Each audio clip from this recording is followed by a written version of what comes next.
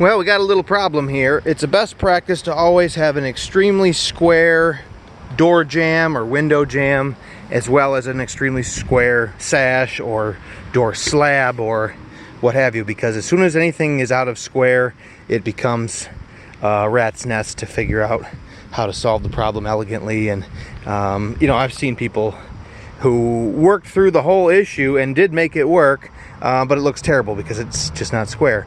So we built we're rebuilding this garage basement doors here. This is a temporary solution, but for the time being, this will do us 5 to 10 years worst case scenario.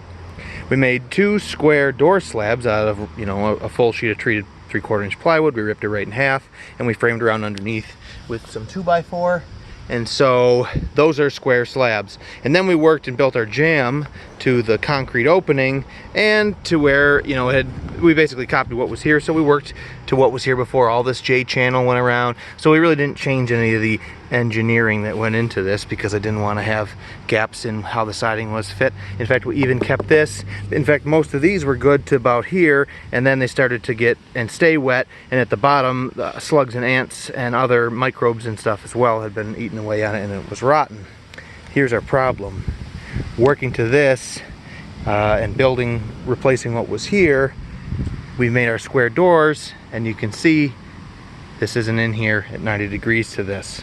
And you could change these, you know, we could swing these way over and swing those way over to work, but then that jamb would have been hanging off the concrete inside, and this, you know, reveal of concrete here would have obviously grown smaller, and you know, there are other issues there. Regardless, we put this all on with Tapcon and then more screws.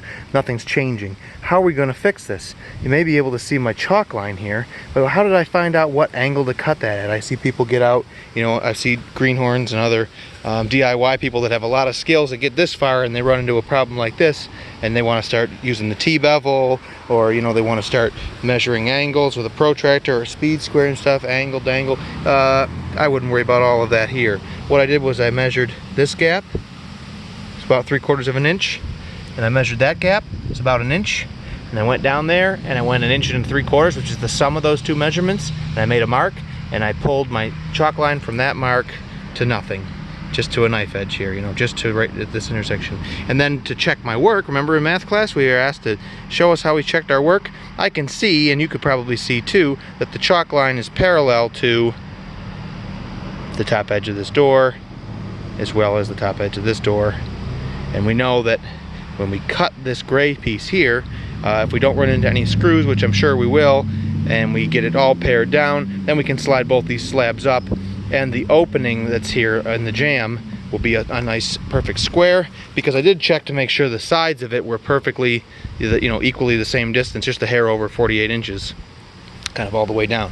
And you'll see that collateral repair here in the way that this all lines up. Will it be perfect? The doors will be perfect, but these 2 ends will be a little bit different, I believe, because I manufactured these runs. What's happening here? I manufactured those more to fit, you know, this triangle of concrete, where it goes from angle to flat here. That exact spot is at a different point from the face of the house than it is over here by about 1 inch. And so if you stop short, it looks bad, and if you run long, it starts to hold the board up off the angled concrete. So there's a variety of concessions and stuff happening here. But we're gonna fix this problem. We're gonna make it a hell of a lot better looking.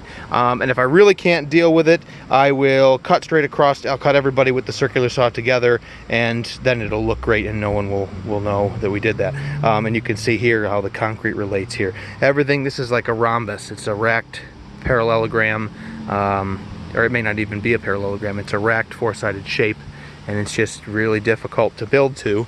And that's why when you get the concrete for your home build or your garage or anything like that, anything you're going to start from concrete and go up from there, your batter boards, your layout, and the exact condition and geometry of the concrete has to be bang on. And the unfortunate reality is that like roofers, fuck you, and concrete guys, they're just not always, more often than not, they're not really detail people, and so you want to watch them. And I'll say that because it's just the truth. There are guys out there that do a really nice job, but we all know that it's the roughnecks doing roofs and doing concrete. And I've been bitten by that before, so because this is kind of frustrating, I'll lay that on you now. But this is a little trick that you do to save yourself finding out angles and rebuilding things and taking them apart. Just use your geometry lessons. Okay, thanks for watching. We'll see you.